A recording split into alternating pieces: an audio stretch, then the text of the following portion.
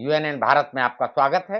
मैं आपका मित्र आरबी उपाध्याय और आपसे गुजारिश, चैनल को सब्सक्राइब करें, लाइक करें, शेयर करें। गुजरात का चुनाव जिस शिद्दत के साथ आगे बढ़ रहा है, नए नए मुद्दे निकल कर आ रहे हैं। आश्चर्य की बात यह है कि 2002 के दंगों का जिन्न यानी मुद्दा पुनः जीवित हो गया है। बीजेपी यही चाहती थी। बीजेपी चाहती थी कि गुजरात का चुनाव हिंदू मुस्लिम के उस पर लड़ा जाए, जो एक मुफीद पिच कहा जा सकता है बीजेपी के लिए। सूट करता है उसको ये मुद्दा। और सबसे पहले 25 नवंबर को नाडिया खेड़ा में माननीय गृह मंत्री अमित शाह इस मुद्दे का जिक्र करते हैं कि 2002 के दंगों में हमने वो सबक सिखाया, यानी एक समाज को टारगेट करते हैं कि उस समाज को हमने वो आईना दिखाया, वो सबक सिखाया कि उसके बाद गुजरात में अमन चैन और शांति है। यानी 2002 के दंगे, और 2002 में दंगे आप सब जानते हैं। वहीं इसी मुद्दे को लेकर असदुद्दीन ओवैसी, जाना माना नाम, वो भी कहीं ना कहीं शुरू हो गए हैं। लपक लिया है इस मुद्दे को उन्होंने भी, और उनका कहना है गुलबर्गा सोसाइटी में आग के हवाले कर देंगे, बिल्किस बानो की बेटी के कातिलों को रिहा कर देंगे।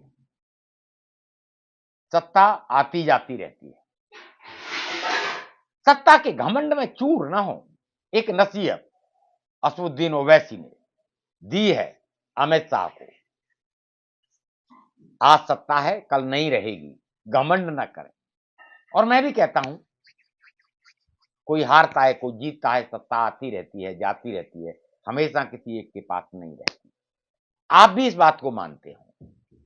ऐसे में जहां गुजरात चुनाव में विकास की बात हो रही थी, राष्ट्र की बात हो रही थी, महंगाई की बात हो रही थी, बेरोजगारी की बात हो रही थी, बीजेपी चाहती थी एंट्री हो 2002 के दंगों की। और आपको ये नहीं भूलना चाहिए कि 2002 के दंगों के बाद ही बीजेपी लगातार गुजरात में सत्ता में बनी हुई है। यानी इतना मजबूत ध्रुवीकरण 2002 में बीजेपी ने, दंगों ने जिस तरीके से गुलबर्गा सोसाइटी में आग लगाई और बहुत सारे लोगों को जान गंवानी पड़ी,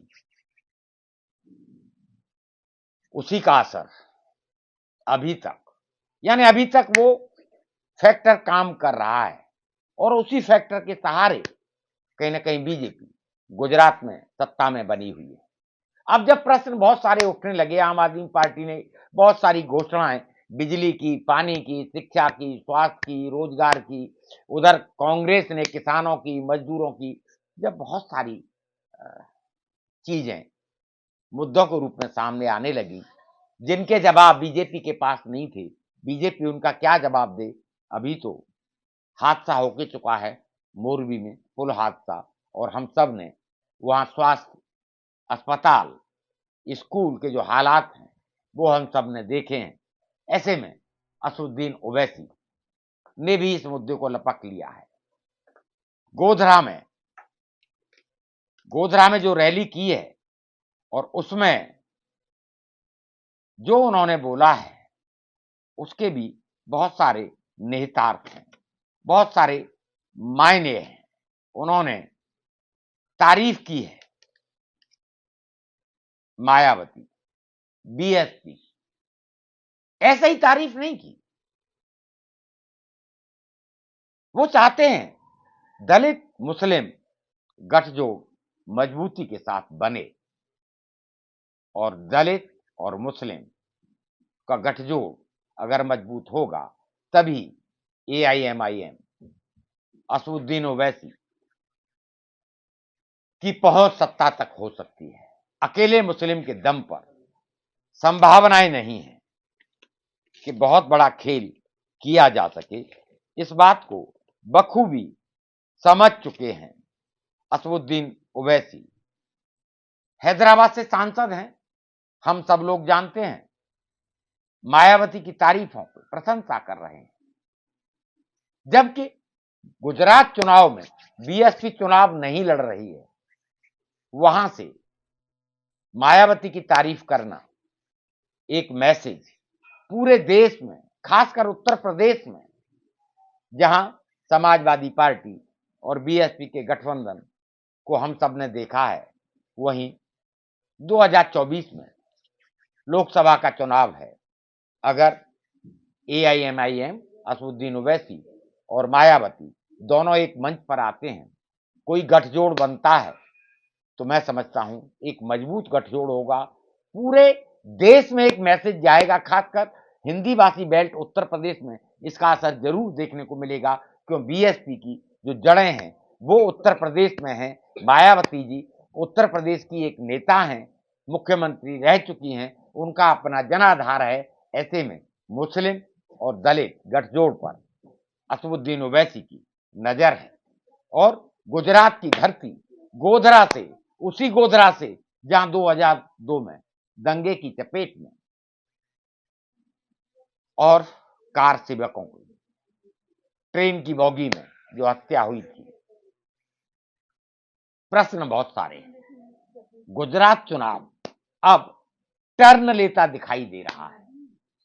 2002 के दंगों का जिक्र जितना मजबूती के साथ होगा, जितना उन जख्मों को कुरेदा जाएगा, जितना उन जख्मों पर नमक डाला जाएगा, वो जख्मों को नासूर बनाया जाएगा और चुनावी वैतरणी पार करने की कोशिश कहीं ना कहीं सभी पॉलिटिकल पार्टियां करेंगी। लेकिन अगर 2002 के दंगे